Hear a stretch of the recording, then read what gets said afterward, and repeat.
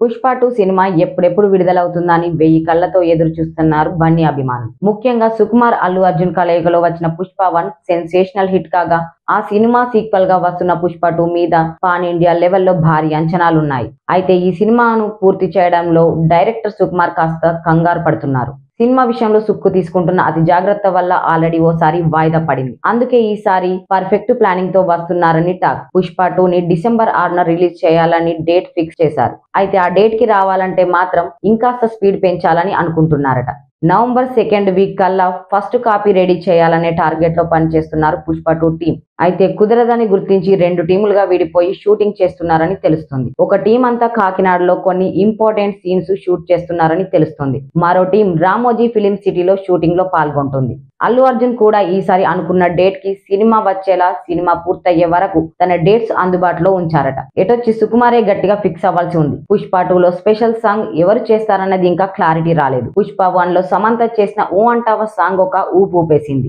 అయితే పుష్ప 2లో కూడా ఊ అంటావా సాంగ్ మించేలా ఒక సాంగ్ ఉంటుందని టాక్. మరి ఆ స్పెషల్ సాంగ్ లో ఎవరు చేస్తారన్నది తెలియాల్సి ఉంది. Pushpa 2 special song next month shoot చేస్తారని తెలుస్తుంది. పుష్ప 2 బిజినెస్ కూడా బ్రహ్మాండంగా జరుగుతుంది. 1000 కోట్ల బాక్సాఫీస్ టార్గెట్ తో పుష్ప 2 వస్తుందని అంటున్నారు. ఇప్పటికే నార్త్ సైడ్ బిజినెస్ జరిగిపోగా ఓవర్సీస్ లో నుంచి భారీ డీల్స్ వస్తున్నట్లు తెలుస్తుంది.